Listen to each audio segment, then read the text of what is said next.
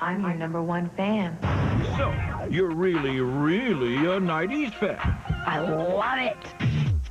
Okay, Fresh Prince, here's some more stuff for you. It's not a tumor. It's I Love the 90s Part G. And this is 1990 again. Don't call it a comeback! The flicks, Aren't you gonna frisk me? the fashions, the trends, the TV, supermarket sweep, the tunes. That girl is... A totally sweet year that gave us even more burning questions. Do you like my big booty? Did Kathy Bates set a new standard in stalking? It's for the best. Hey, please! See how women's brains can be dangerous? Should cop rock be considered cruel and unusual punishment? Big screen, color TV, remote control to turn it on. Sure, you can bust a criminal, but can you do it bossy? And why save the dolphins, but give tuna the shaft? Tuna is a useless animal. The tuna. The answers to those questions, plus Nelson makes us question our sexuality. I can't live without your love and affection. God, they're cute. They were hot. Does that make me a lesbian? Because you still love the 90s. Because you're still trying to learn how to Vogue. Admit it. What are Caucasians doing now? This is 1990 Part G. 90s back. All right. Break it down. Fire.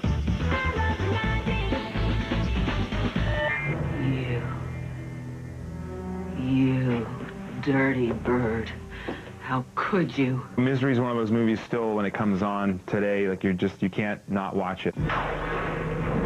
That movie was scary. Kathy Bates as a stalking psycho gets my vote. I love it.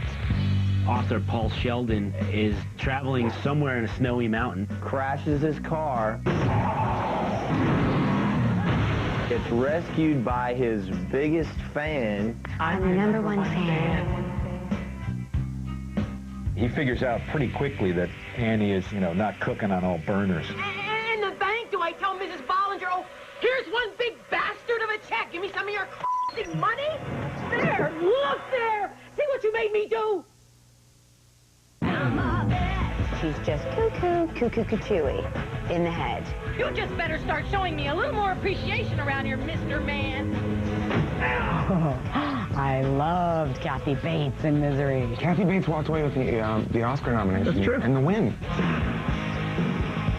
She's like the perfect stalker slash groupie slash evil woman on earth. Welcome to the jungle. We got fun and games. The absolute creepiest moment in Misery, and possibly the creepiest moment of all time, is when he gets hobbled. She takes a big giant block of wood and puts it between his legs. Please don't do it. Shh, darling. Trust me. God's sake. It's for the best. Hey, please! Not cool. Just one more. Don't. Wow, and nobody else remembers nothing from that movie but going, son of a bitch! See how women's brains can be dangerous? Yo, that bitch was crazy, man.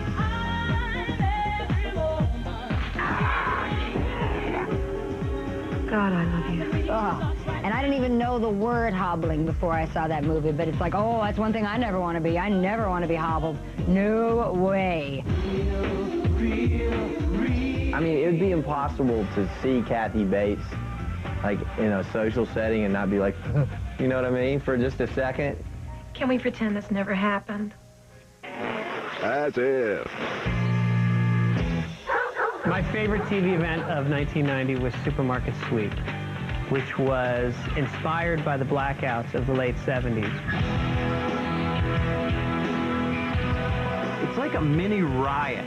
What if you didn't have to pay for anything? Woo!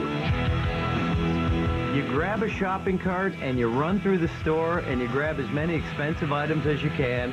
I just absolutely loved watching that show and could not turn my head away. It was like rubbernecking more than watching. They have 3 contestants that are paired off. Tracy's my younger brother. And the guests were always pals of some sort, you know. They all got to wear the same color sweatshirts. Because when you're running around a supermarket looting it, you want to know who your allies are. You like to answer a bunch of questions that were food related. If it's a good idea to be very careful of what you say, then you're minding your blank and cues. Lori. English? They'd have mixed up letters, and you'd have to say what the word was. S. H-W-P. Miracle Whip! And that gets you 10 extra seconds to go run through the supermarket and grab giant hams. Go! That was the first rule of Supermarket Sweep. If you want to max out your space per dollar differential, you get yourself a nice piece of ham. She's got her eye on our large Farmer John hams, and into her cart they go. And then you grab a wheel of cheese. That's the mark of a champ, all right. She stops in the deli section and shops for cheese. Meat, medicine, and diapers. That was like the big 3. Oh, if I'd been on that show. I get little roasted peppers, a jar of capers, and some whole wheat rolls. You know, I wouldn't make a dime on that thing. I think I only would have gone for like the Goya sections, you know, the black beans, the red beans, the yellow rice, you know, the sazon and the sofrito bit. That stuff will last you forever. Sure, it may look like hard work, but you know what? It's a lot of fun, too. Vidpick.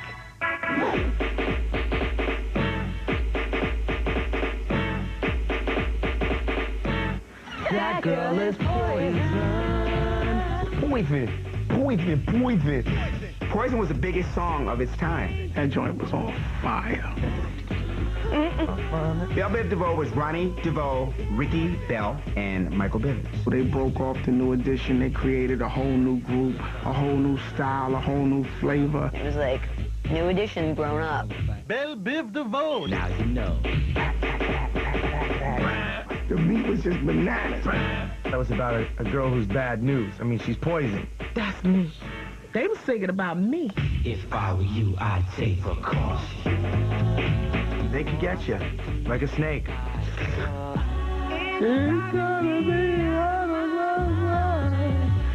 That's why it's hard for me to find. You're never supposed to trust a big butt and a smile. I think that kind of says it all. Why would you want to trust it like, huh, you like my booty? Huh? Do you like my big booty? Banging his ass song, and it still slams. No, I don't want that booty. No, I'll pass. I don't trust it. Tight.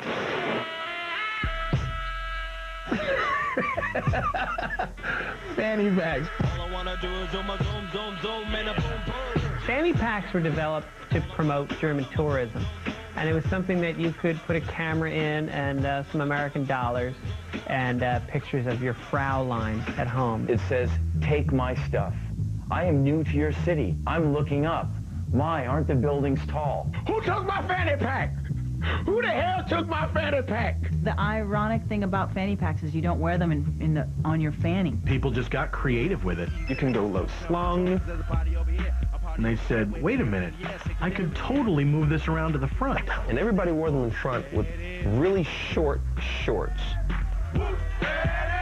It draws attention to all the right places. Am I right? I'm wearing the fanny pack on my fanny. It's classic. I wore a fanny pack. I thought it was cool in the beginning. Americans wearing fanny packs in America? Hi. I read John Grisham novels. When Ben Affleck does a film, I'm the first one to buy a ticket. I eat macaroni and cheese. Thank God I had my fanny pack. Honey, do you know where the postage stamps are? I'll check the fanny pack. There was a point when everyone just kind of realized collectively it was time to put the fanny pack away. Hey, it had a good run. Let's be done with it. I love 90. Coming up, hair tips for Nelson. They were twin boys with long blonde hair that probably needed some layering.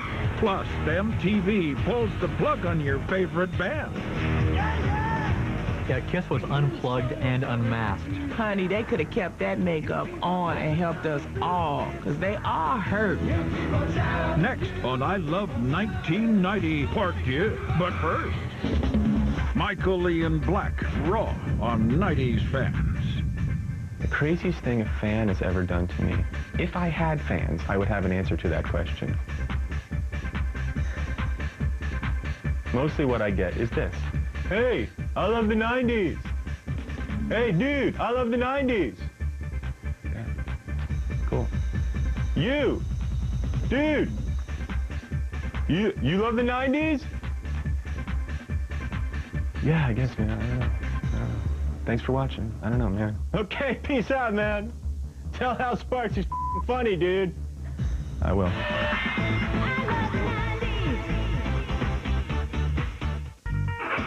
Ben Stein's Pimpus Tracks of 90. Holla, Ben Stein is in the hizzy, yo, here to deliver the Pimpus Tracks of 1990. 911 is a joke by Get Up, Get Down, Public Enemy. Get up and get down. 911 is joking, no town. 100 Miles and Running by NWA. The Police.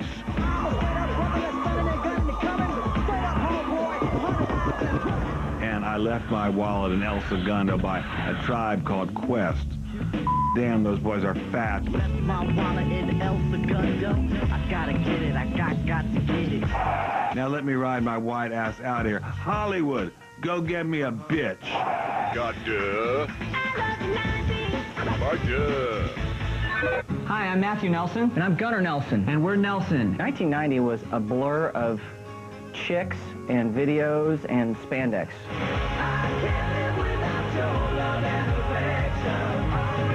Do we remember the Nelson twins? Yes. Gunnar and Matthew. Hot. God, they're cute. They were hot. Nelson was hot. Does that make me a lesbian? You could have easily slapped a bikini on him and you could have got it confused. They were twin boys with long blonde hair. Flaxen, beautiful, shiny, silky hair. That probably needed some layering because they are very long. And so I think a hair cutter might say you want to layer it because we want to get more width. The Nelson twins rule. Were they twins? They were identical. If it wasn't for the bangs, you would think they were the same. Matthew had the bangs. Gunnar was one length. Hey, Mike, what do you call Gunnar without Matthew? I don't know. Half Nelson. Whoa, whoa! And only after the rain. Both of them could see a mirror image of themselves every day. And we're like, yeah, we look like two male Ken Carnes. That's hot. Both of us should have that look. Give us a break, okay? It was just hair, and it was a gimmick. It worked. I can't live without your love and affection. I can't waste another night on my own. I'd give up my pride to save me from being alone. 'Cause I can't live without your love. Trippin'. When the party's over, we can get together, go to my house, and forever. Two Live Crew, as nasty as they want to be, was the introduction of porn meets rap, and that was the best thing that's ever happened to society. They were just filthy, gutter-mouthed bastards, and I loved it. I was not a fan of Two Live Crew. They weren't cute. They didn't dress right, and they looked like they stink. Well, they were too live, crude. Lawyers for the rap group Two Live Crew say they will appeal a Florida judge's decision Wednesday banning the group's latest record album. Everything that I hate happens in Florida, whether it's throwing an election or a Cuban boy stealing the headlines for 2 months. It's an appendage. Clip it, push it off into the Caribbean. I'm done. I don't want Florida anymore. Check this out. When we were selling records to black people, it wasn't no problem. When we started selling records to the white side, then that's when the problem came in. We don't want the children to hear how you're gonna suck it or how you're gonna it. Suck my, you dirty beep. They were just expressing themselves poetically. I liked that song. Misa Honey. Oh, that was my right there. That was my right there. Be so horny. Be so horny. Miss So Horny was from the Full Metal Jacket. When that little Vietnamese prostitute was like, Miss So Horny, me love you long time. Ah, Miss So Horny, me love you long time. No, that just sounds racist. I love 90. The premise of MTV Unplugged was to take bands and sit them down and get them to play their big songs in an intimate way. We got to see these awesome bands in an environment you would not normally see them in. It's great because it just made you think about the music and not the stallion and the image. Don't call it a comeback. My favorite was LL Cool J rapping. Energy, don't call it a comeback. LL Cool J, he had deodorant residue under his thing, and I couldn't stop watching it. It was like he had marshmallows in his underarms. It was terrible. Somebody go up there with a tissue. Just go to commercial. You show the world you could really play, and you get totally screwed by a little hunk of deodorant speed stick. I think that Kiss misunderstood Unplugged, so they took their makeup off. Yeah, Kiss was unplugged and unmasked. Honey, they could have kept that makeup on and helped us all, because they are hurting. Keep the makeup on. The one that stuck out to me was the Nirvana one. It was amazing. That was great. It was one of the best Unpluggeds I've ever seen. Frankly, it was the best. I like the performance, but I always hated the people that were in the audience. Where did they get the audience for these shows? This is like the hottest ticket in town, like 300 people to see Nirvana Unplugged. I mean, like, where do they come from? So these like little snotty kids sitting out there like they were cool. Just these entitled kids that grew up in the suburbs of New York. Daddy sent the limo. We're gonna go see Kurt something. He's gonna sing about how to rape me or something. It's totally hip. Vidpick. Paula Abdul's Opposites Attract. 2 steps forward, 2 steps back. 2 steps forward, 2 steps back. We go together because opposites attract. MC Scat Cat. Apparently he was the pimp of all cats. You know, I know he has pizzazz and he dances. I don't know him. Why is he hanging out with Paula Abdul anyway? He was having a bit of a thing with Paula Abdul that no one knew about. It's like, cool, look, she's touching the cartoon. We could be lovers. They had this cute little dance number, and she would have to move his hands because he was trying to touch her butt and her breast. That was a sneaky cat. I could not believe that could dance like that, and the cat was cool too. I would love to hear Simon Cowell now talk about that video. He'd probably say he liked the cat better than Paula.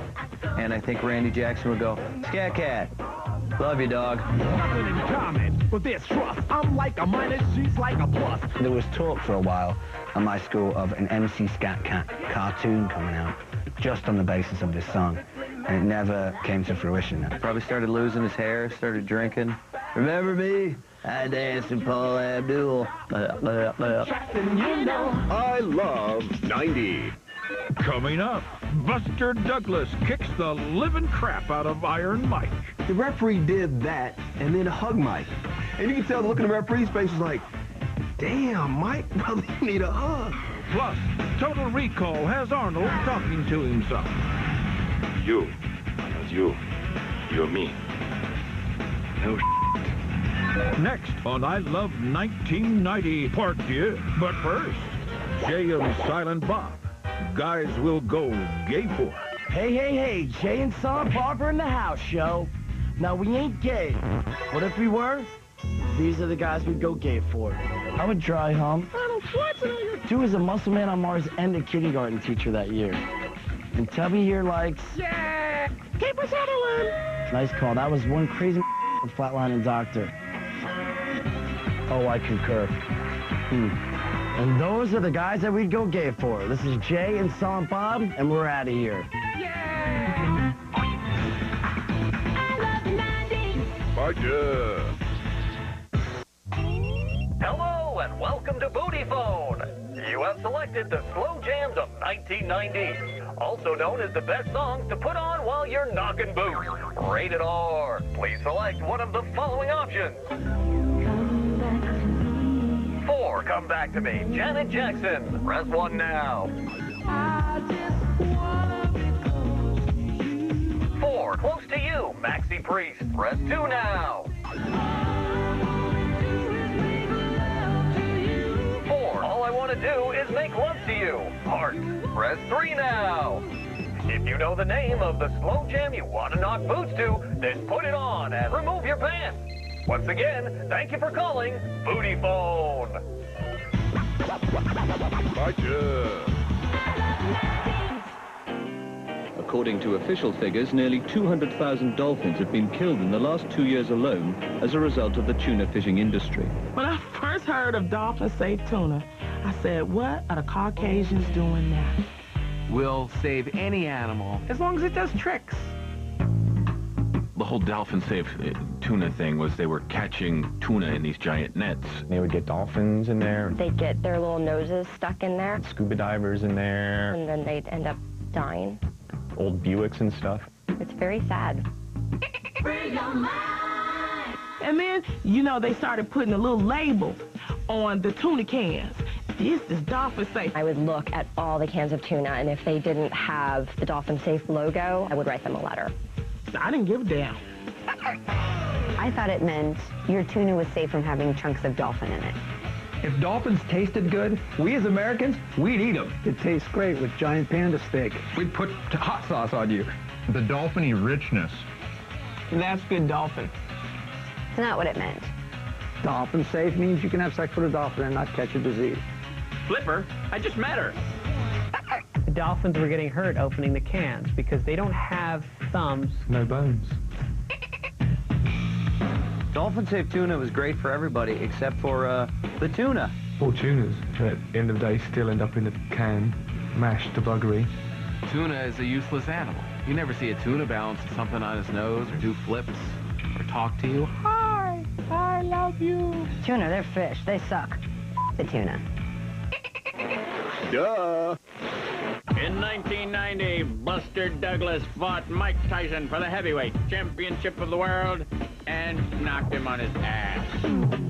A lot of people were saying it was like the biggest shocker since the Miracle on Ice 10 years before.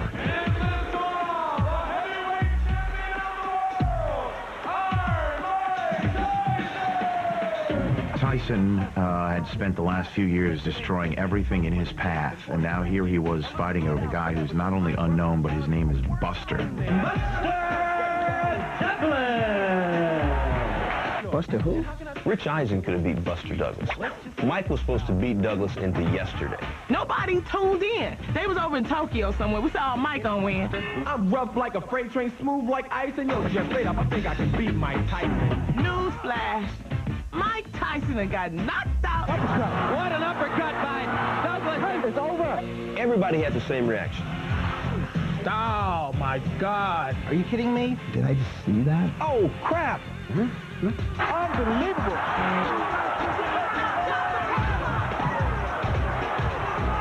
I saw Michael falling, like, Mike's jaw just... Now, that was mind-blowing. It was a surprise to me and to my wallet. No one is supposed to knock Mike Tyson out. To watch Tyson crawling around like a baby with the... Tyson with his mouthpiece half out. And like the referee did that and then hugged Mike. And you can tell the look in the referee's face was like, damn, Mike really need a hug. Gotta keep your head up. I think it was a time difference thing. I think Mike realized, whoa, what's up, man? It's 11 o'clock in the morning. I should be in bed. You know what I'm saying? Something went wrong there. People mistakenly think that Douglas had like a lucky punch or, you know, somehow caught him at the end.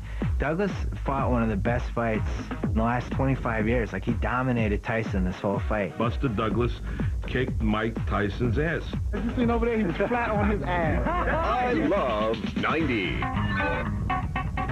What do you know about stock car racing? Well, watch on television, of course. You've seen it on television? America did not fully love NASCAR when Days of Thunder came out. Days of Thunder. If it had just come out 5 years later, Tom Cruise would be a star. I love this movie. This was the Top Gun of NASCAR. I really think Days of Thunder, they actually took the script from Top Gun and just took an eraser to it. Kelly McGillis. Scratch that out. Nicole Kidman. First thing I remember about Days of Thunder is Nicole Kidman had huge curly hair.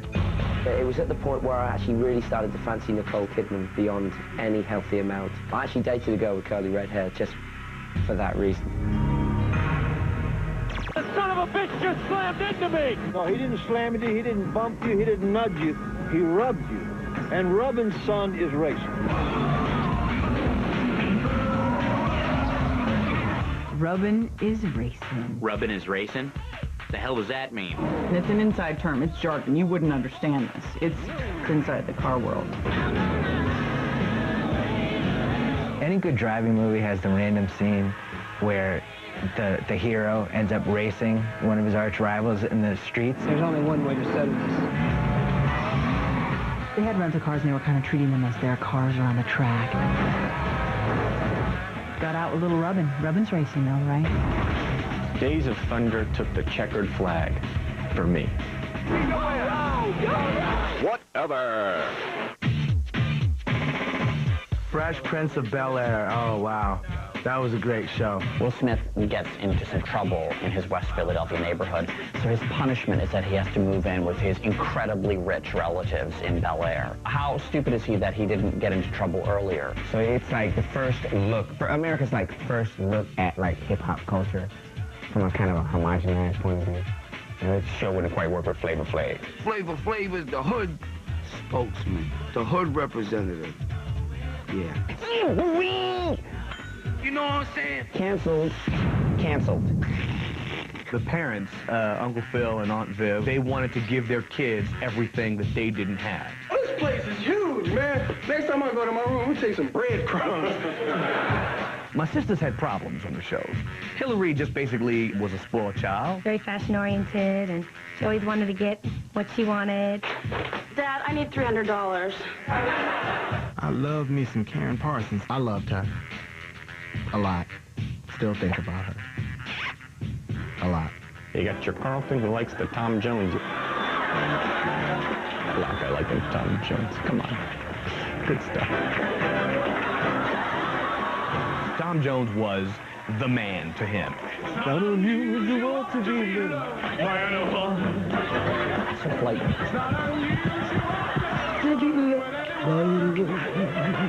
I gotta give credit where credit is due. That dance is actually Courtney Cox's dance. Courtney Cox did that dance in the Bruce Springsteen video, so I just stole it. I don't think I've ever attempted to do the Carlton dance. I don't think I ever will attempt to do the Carlton dance. And I hope no one ever asks me to do the Carlton dance. It's not unusual to see me cry. I love 90. Coming up. Madonna takes on Dick. There was this sultry ingenue played by Madonna, who at the time was Warren Beatty, the director. Plus, the unveiling of the Mac Borscht. So Moscow finally gets the McDonald's in 1990. After that was when they got their first fat person. Next on I Love 1990 Part 2. But first, Andrea's 90210 Lost Diary. Dear Diary, October 4th, 1990. Today, two new twins, Brandon and Brenda Walsh, started West Beverly. They're from Minnesota, and clueless. Brandon asked to work on the school paper. I wanted to tell him to work on those sideburns first, and then me. But I have an image to uphold, and everyone buys it. Suckers. Peace out.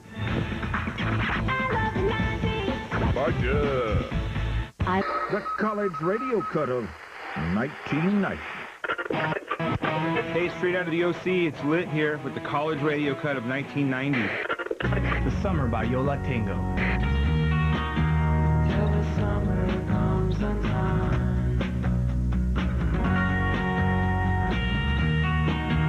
Till the summer comes undone. The Summer 1990s college radio cut on the low end of the dial. Gotcha. I love the 90s. Roger.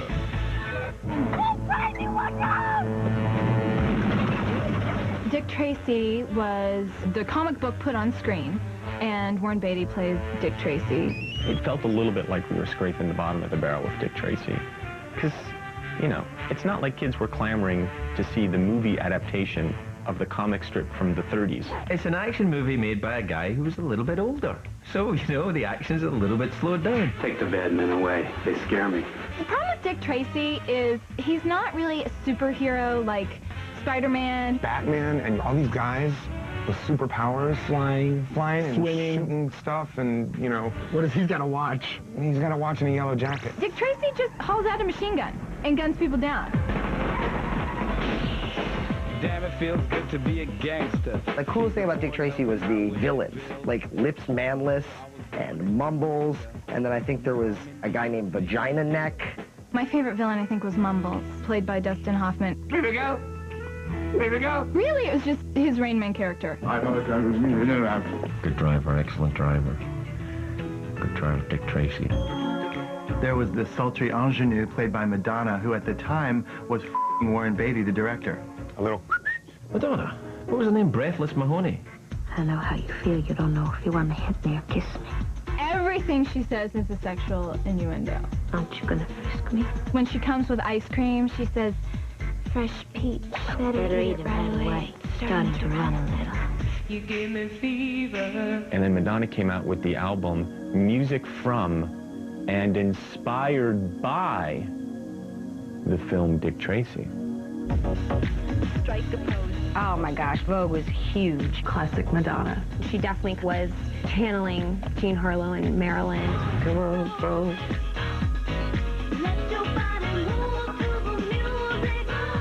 Bring this, bring plenty of attitude, or get the hell out. Did I f*** up my hair? I always thought voguing was kind of like face kung fu. Like little fights. Greta Garbo, Anna Monroe, Dietrich and DiMaggio. Marlon Brando, Jimmy Dean. On the cover of a magazine. That's all I remember. Somebody gave good face. Oh, Rita Hayworth gave good face. Rita Hayworth gave good face. Gave good face. it sort of gave everyone license to dance like an idiot. It was huge. Mothers knew about Vogue. Everybody knew how to Vogue. Don't just stand there. Let's get to it. Strike a pose. There's nothing to it. Vogue, Vogue, Vogue. News break. In Moscow, today the city's first and the world's largest McDonald's opened its doors. Burgers and fries, cherry pie. So Moscow finally gets a McDonald's in 1990. The great Soviet meat burger speeds through the fast food restaurant to the glory of the Union. After that was when they got their first fat person. You know those Russians, they love their burgers. Love the burgers. Thousands of customers waited hours to order their Big Macs. 30,000 people lined up on the first day of the McDonald's in Russia. Really? To eat McDonald's? They like standing in really long lines, like for bread and toilet paper. I am your burger man. Reagan's job was done. He stopped the Cold War and stopped cold fast food. I don't think any of us can forget Ronald Reagan's speech where he said, Mr. Gorbachev, tear down this wall. and put up those arches. People want to credit Ronald Reagan for the fall of the Soviet Union. I think it was Ronald McDonald and the McFish sandwich. The best part of the whole McDonald's in Moscow thing was that it gave Yakov Smirnoff like 5 more minutes of material. In Russia, we don't have Happy Meals, we have unhappy meals. What do you mean milkshake doesn't make me drunk? Where's Burger King? Are they coming? But I'll tell you what, there are a hell of a lot of great-looking Russian girls. I have a website that I go to that's some really amazing Russian girls on it. I love 90. That's the difference between you and me. I want what I want. Cop rock. Yeah. Big screen, color TV, remote control to turn it on. You take the two things Americans love most, police work, and combine that with Broadway melodies. A VCR, one for you and me. They got a water fountain in the John. I happen to think Cop Rock is one of the finest television shows in the history of television. It could win the Emmy, it could win the Tony. Sure, you can bust a criminal, but can you do it bossy? What's the matter with you, son? You were told to be quiet. He calls you son. He's not your dad. He's just a dumb white cop, and you made him mad. Come on, singing cops. You ever heard a cop sing? You on the red, I have the right. You have the right to remain silent. You're going downtown this time, punk. You're going downtown this time, punk. Can I call my lawyer? You twerp, you perp, come with me. To jail, no bail. I'll take the fare. Has the jury reached a verdict? We have, Your Honor. I love the first episode, the jury one where they say he's guilty. Hit it. He's guilty, Judge, he's guilty. You could see it in his eyes. When I had jury duty, I kept praying that the jury would start singing. Ugh, so boring. And we'd like to thank you, I think it lasted about 5 episodes, but I was glued to the TV for every single one of them. I dreamed that it would last. Couldn't get the rest of the country to dream in the same direction. They started being self-conscious about it in a good way, like making fun of themselves. I can't believe they cancel us. Yeah, no. I got to sing one song. And somebody says, I guess it ain't really over till the fat lady sings. and then like the walls come down and some big, huge fat lady gets lowered down on a swing. It could have worked if, you know, the world was different and, you know, black was white and up was down. Oh, snap. Who is this? Why don't you guess? 555-1482. How's that? Close enough? Caller ID. The best invention since sliced bread. Did NASA come up with this? Probably the most important technological advance of all time. Why? Because when someone calls, you know who it is. The original caller ID was always your little brother or sister. Well, pick it up. Ask who it is. Ask who it is. Caller ID freed up a lot of people from friendships and family members that they no longer wanted to deal with. You could avoid calls from the ex-girlfriend. That screwed me up. Because then you couldn't call and hang up on anybody. You can't be anonymous anymore. You can't stalk a chick like you used to be able to. Now you really have to be clever about it and like hide in her crawl space and stuff. Before you could just call. Now you can't do that anymore. With the technology we have today, I want emotional caller ID. I don't want to just know who it is. I want to know what mood they're in. You know, if it's my wife and it's angry, that's a pass. If I see wife, horny, hello. Caller ID is the devil. It takes the fun out of life. I like to be surprised and annoyed and menaced. I say take the gamble, America. No caller ID. Go all in. I don't know who's on the other line, but I'm picking up. This is going to be exciting. Hello! I love 90. Coming up, Arnold learns that reading is fundamental. Something was disturbing about seeing Arnold Schwarzenegger sitting there reading English to a kindergarten class. Badly. Where am I going? I don't quite know. Next on I Love 1990 Part 2. But first... And now, 90. Hi, I'm Emma Bunton. Let's take a look at how the world has changed since I tattooed Baby Spice on my bum. Then we had the Donald and Marla. Now we got the Donald and Melania. Melania, don't get fired. Then portable CD players were $90. Now an iPod's going to run you about $300. Then the white rapper du jour was Vanilla Ice. Now it's Eminem. And I think he's here to stay. Want more stuff from back then? Log on to vh1.com and download your favorite 90s ringtones.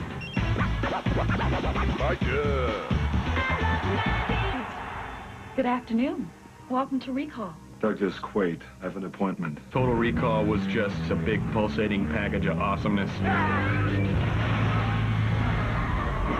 Amazing. Awesome. That was the Mars? Come on. Who doesn't love Mars?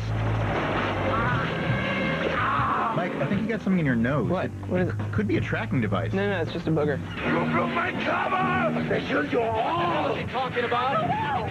Is he really an agent, or is it just the implant they gave him? Is it a dream? Is it reality? We don't know. I don't know what the f that movie was about, but it was good. You. That's you. You and me. No I think Arnold did some of his finest acting when he was the big fat woman. He should have been nominated for an Oscar for that. But I just couldn't help but imagine that the breakdown for that poor actress had to say, we're looking for an actress so large that Schwarzenegger could conceivably fit in you. She's real. There was a little cat that looked like Yoda that was coming out of some dude's chest. Wait. That was ugly. Open your mind. That dude looked like a wart with eyes. My favorite thing is the end, where his eyes are bugging out of his head because the atmosphere is normalizing. He's going... I have to hand it to you. It's the best mind yet. The great thing about 1990 was we saw both sides of Arnold Schwarzenegger. The tough side in Total Recall, and we saw the hilariously comedic side in Kindergarten Cop. Eat other people's lunches? Stop it! He's the Mr. Olympia of laughs. No, I'm not. Arnold Schwarzenegger, basically, he becomes the kindergarten cop because he's a cop, but he's also teaching kindergarten, hence the name of the movie. He has a really hard time in the beginning. These kids are just running him ragged. What's the matter? I have a headache. It might be a tumor. It's not a tumor. I think it's a tumor. He's not a tumor. I think it's a tumor. He's not a tumor at all. I think it's a tumor. Not a tumor at all. I really hope that Arnold Schwarzenegger never gets cancer, because you know what the tabloid headlines are going to be. It's a tumor. Ha, ha, ha, ha, ha. Quiet. Something was disturbing about seeing Arnold Schwarzenegger sitting there reading English to a kindergarten class. Badly. Where am I going? I don't quite know. But these kids end up loving him, and he loves actually being a teacher. Hi, kids. Mr. Kimball! I'm back. I kissed a girl.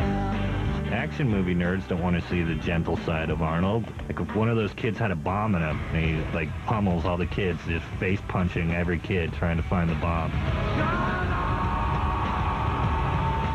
That's the movie I would have liked to have seen. I love 90.